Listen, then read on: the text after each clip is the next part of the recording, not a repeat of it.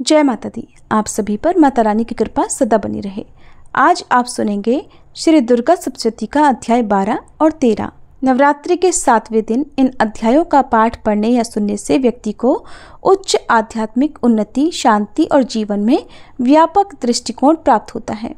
इस दिन विशेष रूप से ध्यान केंद्रित करना महत्वपूर्ण होता है ताकि आप अपनी आध्यात्मिक यात्रा में गहरी समझ और अनुभव प्राप्त कर सके। देवी की उपासना और श्री दुर्गा सप्तशती के पाठ से जीवन में शांति और संतुलन बनाने में सहायता मिलती है और ऐसा व्यक्ति अपनी आध्यात्मिक यात्रा में उन्नति करता है। पाठ करने से पहले अपने मन को शांत और एकाग्र करें। ध्यान और प्राणायाम के माध्यम से मानसिक स्थिति को स्थिर बनाएं, जिससे कि पाठ में ध्यान केंद्रित रहे। पाठ शुरू करने से पहले एक दृढ़ संकल्प लें कि आप इस पाठ को पूरी श्रद्धा और भक्ति के साथ करेंगे। देवी से प्रार्थना करें कि वे आपके जीवन में आध्यात्मिक उन्नति, शांति और संतुलन प्रदान करें। श्री दुर्गा सप्तशती 12वां अध्याय। देवी के चरित्रों के पाठ का महात्म्य। देवी बोली, हे देवताओं, जो पुरुष इन स्तोत्रों द्वारा एकाग्रचित्त होकर मेरी स्तुति करेगा, उसके संपूर्ण कष्टों को मैं निस्संदेह हर लूंगी। मधुकैटभ के नाश, महिषासुर के वध और शुंभ तथा निशुंभ के वध की जो मनुष्य कथा कहेंगे, मेरे महात्म्य को अष्टमी, चतुर्दशी और नवमी के दिन एकाग्र चित्त से भक्तिपूर्वक सुनेंगे, उनको कभी कोई पाप नहीं रहेगा। पाप से उत्पन्न हुई विपत्ति भी उनको नहीं सताएगी। उनके घर में दरिद्रता नहीं होगी और न उनको प्रियजनों का बिछोह ही होगा। उनको किसी प्रकार का कोई भय नहीं रहेगा। इसलिए प्रत्येक मनुष्य को भक्तिपूर्वक मेरे इस कल्याणकारक महात्म्य को सदा पढ़ना और सुनना चाहिए। मेरा यह महात्म्य महामारी से उत्पन्न हुए संपूर्ण उपद्रवों को और 3 प्रकार के उत्पातों को शांत कर देता है। जिस घर में, मंदिर में या जिस स्थान पर भी मेरा यह स्तोत्र विधि पूर्वक पढ़ा जाता है, उस स्थान का मैं कभी भी त्याग नहीं करती और वहाँ सदा ही मेरा निवास रहता है। बलिदान, पूजा, होम तथा महोत्सवों में मेरा यह चरित्र उच्चारण करना तथा सुनना चाहिए। ऐसा हवन या पूजन मनुष्य चाहे जानकर या बिना जाने करे, मैं उसे तुरंत ग्रहण कर लेती हूँ। और शरद काल में प्रत्येक वर्ष जो महापूजा की जाती है, उनमें मनुष्य भक्तिपूर्वक मेरा यह महात्म्य सुनकर सब विपत्तियों से छूट जाता है और धन, धान्य तथा पुत्र आदि से संपन्न हो जाता है। और मेरे इस महात्म्य और कथाओं इत्यादि को सुनकर मनुष्य युद्ध में भी निर्भय हो जाता है और महात्म्य के श्रवण करने वालों के शत्रु नष्ट हो जाते हैं तथा कल्याण की प्राप्ति होती है और उनका कुल आनंदित हो जाता है। सब कष्ट शांत हो जाते हैं तथा भयंकर स्वप्न दिखाई देना और घरेलू दुख इत्यादि सब मिट जाते हैं। बाल ग्रहों में ग्रसित बालकों के लिए यह मेरा महात्म्य परम शांति देने वाला है। मनुष्यों में फूट पड़ने पर यह भली भांति मित्रता करवाने वाला है। मेरा यह महात्म्य मनुष्यों को मेरे जैसी सामर्थ्य की प्राप्ति करवाने वाला है। पशु, पुष्प, अर्घ्य, धूप, गंध, दीपक इत्यादि सामग्रियों द्वारा पूजन करने से, ब्राह्मणों को भोजन करा के, हवन करके, प्रतिदिन अभिषेक करके, नाना प्रकार के भोगों को अर्पण करके और प्रत्येक वर्ष दान इत्यादि करके जो मेरी आराधना की जाती है और उससे मैं जैसी प्रसन्न हो जाती हूँ, वैसे ही प्रसन्न मैं इस चरित्र के सुनने से भी हो जाती हूँ।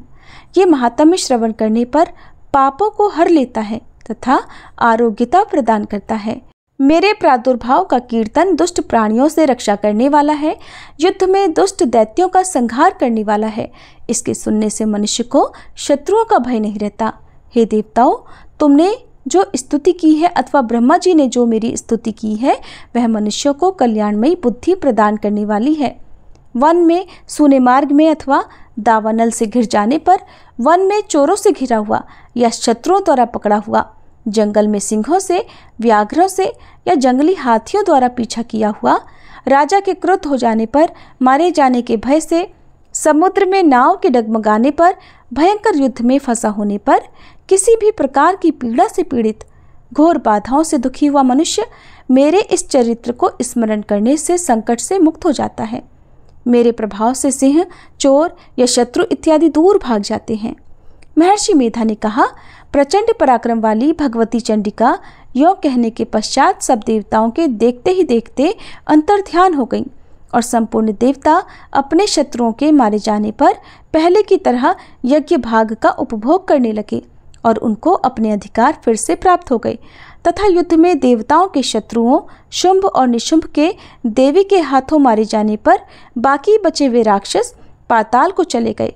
हे राजन, इस प्रकार भगवती अंबिका नित्य होती हुई भी बारंबार प्रकट होकर इस जगत का पालन करती हैं, इसको मोहित करती हैं, जन्म देती हैं और प्रार्थना करने पर समृद्धि प्रदान करती हैं।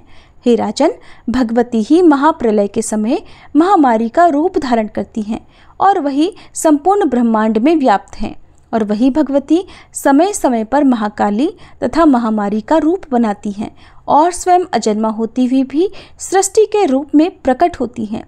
वह सनातनी देवी प्राणियों का पालन करती हैं और वही मनुष्यों के अभ्युदय के समय घर में लक्ष्मी का रूप बनाकर स्थित हो जाती हैं तथा अभाव के समय दरिद्रता बनकर विनाश का कारण बन जाती है।